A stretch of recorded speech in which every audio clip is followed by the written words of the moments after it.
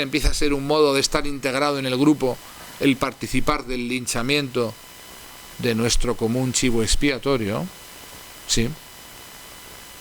Y ese momento es un momento irreversible ya para la víctima, cuando toda unanimidad, un colectivo completo, un aula entera. Esta mañana estábamos con los inspectores de educación aquí en esta misma sala, que son los que se tienen que enfrentar a esa situación ya terminal. Cuando un todos contra uno se ha producido, no hay nada que hacer. No podemos ya hacer nada a no ser de sacar por pura supervivencia, y hablo de supervivencia física, a la víctima de ese entorno. En ese momento se producen además contra las víctimas una serie de fenómenos extraños, yo los denomino así, no tan extraños, porque están perfectamente explicados por la psicología. El error básico de atribución. En ese momento intervenimos los que debiéramos ser parte de la solución, y en lugar de ser parte de la solución, nos convertimos en parte del problema. Los psicólogos, los tutores, los orientadores, que intentamos intervenir tratando, entre comillas, a la víctima. ¿Y qué le explicamos? Pues le explicamos la mentira técnica de su culpabilidad. ¿Por qué hay algo en él o en ella que explica por qué está siendo hostigado? Empezamos a diagnosticar déficits, problemas psicológicos, trastornos, déficits en el modo de actuar, o de ser, o de hacer amigos, o de ejercer el liderazgo, me da igual. Desarrollamos toda una suerte de teorías muy variadas, y voy a subrayar fantásticas, acerca del por qué la víctima merece. La víctima, de algún modo, está atrayendo sobre ella el acoso. Cualquier teoría, me da igual, psicológica, psicoanalítica, conductista, me da igual, que explica el acoso escolar con cargo a características de la víctima, incurre en un conocido fenómeno que denominamos error básico de atribución. El error básico de atribución, que está muy investigado desde los años 60 en la psicología, consiste en creer en la responsabilidad de la víctima, o atribuirle a la víctima ser responsable de su propio mal con cargo a supuestos rasgos, disposiciones, actitudes que la hacen culpable o merecedora del mal que se abate sobre ella. No es tan extraño el error básico o error fundamental de atribución si pensamos que los seres humanos no podemos ir por el mundo pensando en que pudiéramos ser víctimas de violencias sin más. Necesitamos una explicación que nos permita salir por la calle tranquilos, pensando que como nosotros no somos como las víctimas, a nosotros no nos va a ocurrir, o no vamos a tener la misma suerte que ellas. Es decir, el error básico de atribución no es sino un mecanismo de defensa que nos permite permanecer tranquilos de que nosotros no vamos a sufrir nunca bullying, porque no somos como la víctima de bullying. Y así podríamos seguir con el mobbing, con el maltrato doméstico, etc. El error básico de atribución es un artefacto ilusorio, una forma de defendernos para existir en un mundo donde nos pueden ocurrir cosas terribles, y preferimos pensar que tenemos cierto control sobre esas cosas que nos pudieran ocurrir. Es un mecanismo que denominamos los psicólogos clínicos de defensa. En esta tercera fase, ese error básico de atribución en el que incurrimos los psicólogos, orientadores, responsables de los centros, lleva a una mala praxis con el niño que es victimizado. Básicamente en decirle lo que es mentira, de decirle que la responsabilidad del bullying que sufre está en su incapacidad de hacer amigos, tendencia a retraerse, incapacidad de generar relaciones, déficits actitudinales o déficits en habilidades que son completos artefactos cuando vamos y evaluamos realmente las situaciones de acoso. Cuando llegamos a esta tercera fase, no os extrañe que el que debería ser factor de ayuda, básicamente el orientador, el psicólogo escolar, en lugar de convertirse en un factor de ayuda, se convierte en una carga más para un niño que empieza a creer que hay algo negativo en él o en ella, que hay algo que explica el por qué ha sido seleccionado como víctima. ¿Cuántos psicólogos les dicen a los niños acosados la verdad de su inocencia técnica, científicamente técnica, su no merecimiento? Pues todavía hoy, en 2017, son excepciones en la regla, que significa, ante un caso de acoso escolar, tender siempre a tratar a la víctima pensando que cuando tenemos delante a la víctima de bullying, tenemos delante el problema. Y cuando tenemos delante a la víctima del bullying, tenemos delante al efecto, el daño que ha generado el bullying, pero no la causa del problema, que siempre está en quienes instigan el proceso y quienes lo siguen. Hasta este momento, estamos hablando segunda fase, lo tenéis ahí. Cuando hemos pasado a la tercera fase ya, la victimización secundaria genera daños en todas las escalas clínicas cuando evaluamos a las víctimas.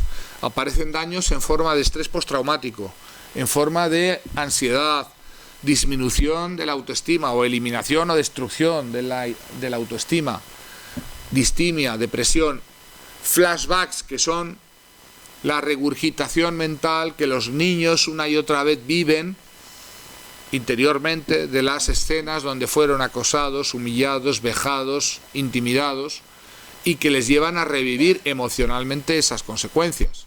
Estamos hablando de niños que pueden quedarse y suelen quedarse en blanco, blackouts, delante de la pizarra, delante del aula, delante de la explicación de un profesor. Niños que obviamente tienen problemas para rendir escolarmente porque no pueden fijar la atención, porque no pueden recordar a corto plazo nada, porque están irritables, porque no pueden parar quietos, porque toda esa ansiedad, esa angustia y esa inquietud psicomotora les genera movimiento y les genera una situación, claro, disruptiva en el aula. Y es aquí donde también suelen acudir los colegas de nuestra profesión a diagnosticar a estos niños, que suelen ser niños con estrés postraumático, como niños con problemas de hiperactividad, problemas de déficit de atención, es decir, incurrimos en una revictimización de aquellos que debiéramos rehabilitar y recuperar, y que no solamente no rehabilitamos, sino que les añadimos una losa más en forma de diagnósticos que caen como una losa de 1000 kilos sobre ellos. Bueno, pues todo está preparado para llegar a la última fase, la cuarta fase, donde ya los daños se convierten en permanentes, donde ya aparecen cambios permanentes en la personalidad de la víctima. Todo ese problema de autoestima ya no es un problema de autoestima, es una internalización de un autoconcepto negativo.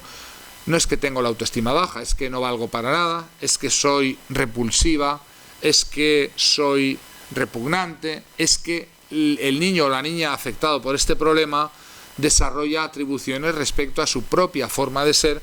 Atención, subrayo esto, que le van a acompañar a lo largo del resto de su vida, y que encontramos cada vez más adultos que llegan a consulta por un problema antiquísimo de bullying, pero que sigue perviviendo en su forma de ser, porque esos niños hoy ya adultos siguen teniendo ese autoconcepto negativo, esa sensación de que no valen, de que no sirven, de que no merecen el aprecio, el reconocimiento o el respeto de los demás. Todo esto lo aprendieron en una fase muy temprana de su vida, de sus vidas, como es la etapa escolar.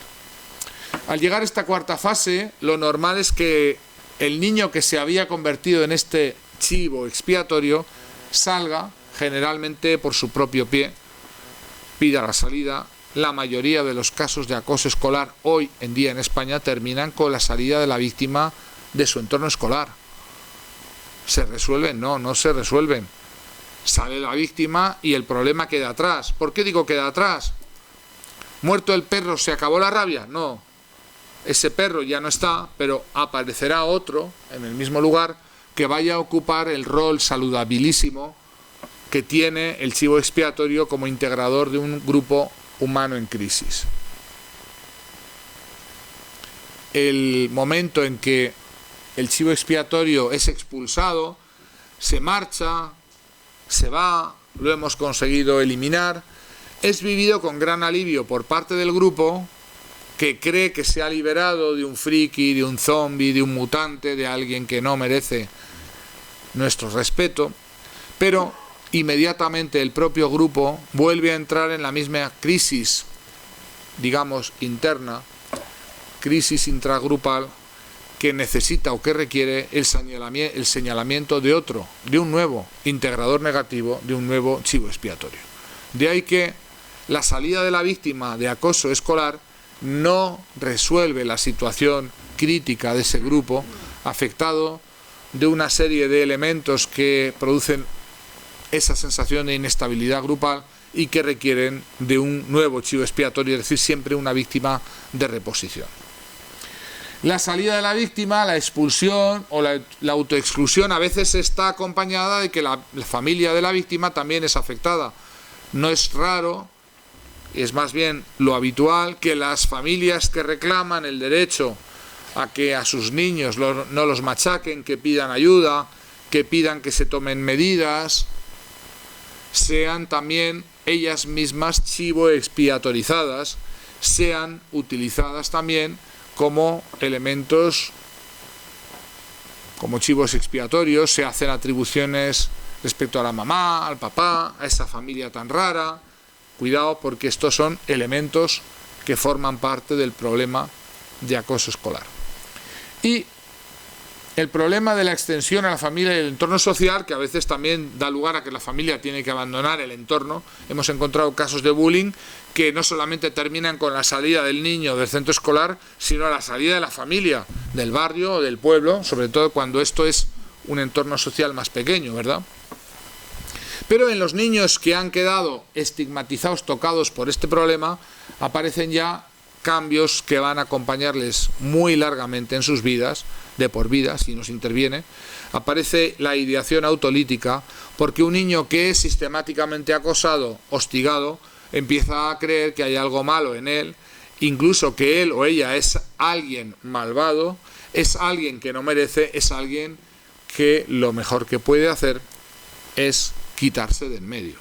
No les extrañe, no os extrañe que algunos de estos niños terminan quitándose de en medio, porque el maltrato se internaliza, se introyecta y se convierte en un modo de existir, de verse a sí mismo que tiene el niño acosado, que desgraciadamente le puede costar la vida. Un niño que siente que no vale, que no merece, que es un error, se termina quitando de en medio para eliminar el error. Aquí tenéis un panorama resumido. He ido muy rápido porque podríamos detenernos en más cosas, pero quiero que con esto entendáis que el problema del acoso escolar es un proceso, no es algo que ocurre aquí o allá, es un proceso que dura y dura mucho tiempo. Cuando a veces escuchamos responsables educativos que dicen, ¿quién lo iba a prever? ¿Cómo podríamos haber sabido? Estas explicaciones, bueno, humanamente comprensibles, no resisten